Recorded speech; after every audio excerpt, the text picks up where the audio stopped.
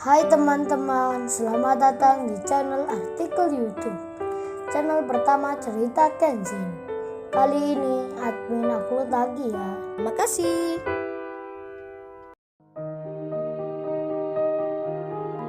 Kisah pemuda kaya, anak bos besar, pemilik 73 perusahaan, yang menjadi cleaning service. Episode 171. Waktu istirahat telah berakhir, aktivitas kerja mulai berjalan. Kenshin dan Iwan, yang baru bicara di kantin. Kini mereka kembali lagi ke tempat kantor bagian cleaning service untuk melihat jadwal ruang kerjanya.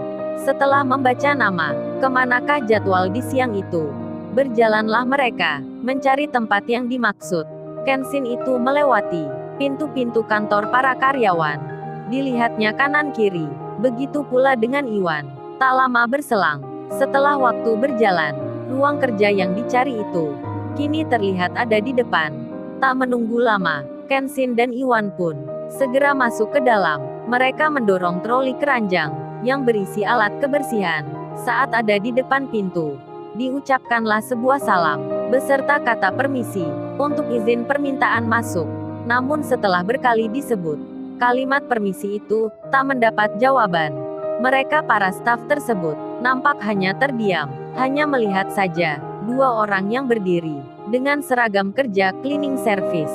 Dikarenakan tak jua mendapat jawaban, Kenshin dan Iwan itu pun segera masuk. Mereka mempersiapkan diri, menata keperluan untuk bekerja di ruangan ini. Di tengah hal itu, Kenshin memperhatikan aktivitas pegawai yang ada di sini. Terlihat satu dan lainnya saling bicara dan juga saling bercanda. Tak sedikit pula ada yang bermain gadget, menyibukkan diri dengan media sosialnya. Terlihat di saat itu, komputer kerja pun yang ada di meja masing-masing belum ada yang menyala. Padahal ini waktunya masuk jam kerja. Kenshin memperhatikan itu semua. Begitu pula dengan Iwan yang merasa ada yang janggal. Entah mengapa hatinya kini merasa tak enak sendiri, merasa tak nyaman saat ini. Tak menunggu lama, sesuatu hal yang dirasakan itu dengan segera terjawab. Tiba-tiba, ketika Iwan mengalihkan pandangannya ke sebelah paling kiri, nampak terlihat seseorang yang lagi mengenakan handset yang terpasang di telinga. Sembari di sampingnya itu duduk seorang pria. Ketika Iwan melihat hal tersebut, terkagetlah dirinya, deg-degan hatinya, karena Susanti mantan kekasihnya ternyata berkantor di sini. Sejatinya, Iwan sendiri, sejak bertemu tadi, ia tak mau melihatnya lagi. Namun karena sebuah janji yang dikatakan pada Kenshin, Iwan itu pun menguatkan diri. Ia bersabar hati untuk menahan emosi. Meskipun mantannya itu kini terlihat bermesraan bersama seorang pria, saling berdekatan, berduaan, di meja kerja yang sama. Makanya Susanti itu sampai tak mengetahui saat Iwan masuk di ruang ini. Di lain tempat, Kauri sedang menerima telepon dari temannya. Rupanya mereka membicarakan sesuatu hal yang menyangkut acara nanti malam. Kauri itu ditanya oleh temannya yang bernama Siska. "Hei Kauri, entar malam jadi ya ketemuan di rumah kamu. Berangkatnya dari tempat tinggal kamu ya?" Kauri menjawab, "Iya sis, kagak masalah itu. Kemarin pun juga aku sudah diberitahu oleh teman-teman pula." Lalu Siska itu bicara lagi, "Entar aku ke rumah kamu jam 6 ya Kauri." "Oh iya," katanya, "kamu ke acara nanti malam sama seseorang yang lain gitu ya? Kagak jadi sama Randy, apa itu benar ya Kauri?" Kauri pun membalas, "Kamu pasti dapat info dari teman-teman ya, cepet banget nih nyebarnya." Lalu ia melanjutkan menjawab tanya temannya itu, "Iya itu benar sis, entar aku kesana sama temanku kerja." Siska itu pun menyahut, "Oh itu beneran ya, kalau gitu aku jadi penasaran nih. Siapa ya cowok yang diajak Kauri ini? Jadi kagak sabar nih, pingin cepat ke rumah kamu." "Hei hei hei," temannya bercanda, menggoda Kauri.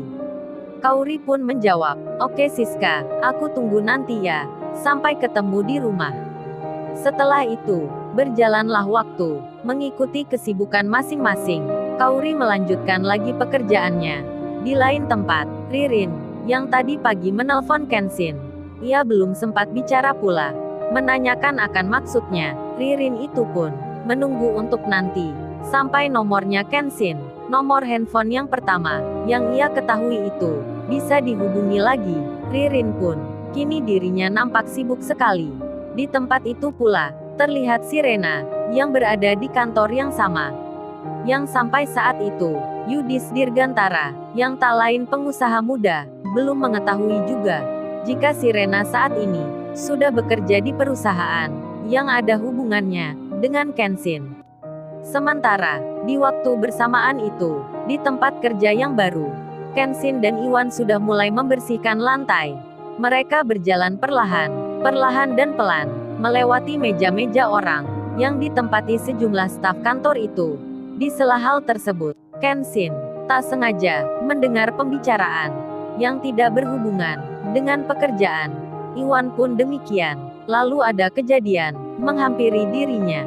Hanya baru berjalan beberapa langkah, Susanti yang baru dilihatnya itu tiba-tiba mengetahui akan keberadaannya di sini.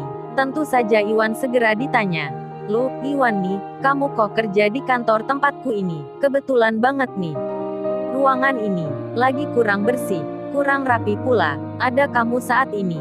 Pas banget gitu. Tolong ya bersihkan lantai ini agar ruangan ini nampak sejuk kembali." Iya kagak say. Susanti itu bicara ke cowoknya. Ketika mendengar hal tersebut, para pegawai yang lainnya pun langsung melihat ke arah Iwan. Iwan pun menjadi pusat perhatian. Dirinya dilihat oleh semua orang yang bekerja di tempat itu. Lebih lanjut, Iwan yang mendapat tanya tersebut, yang mendengar perkataan yang tidak mengenakan dari mantannya itu.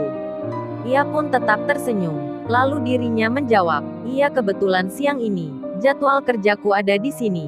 Iwan menekan hatinya sendiri, berusaha bersabar hati, meskipun dirinya saat ini serasa disakiti, diremehkan, dianggap pula sebagai pria yang miskin oleh mantan kekasihnya itu.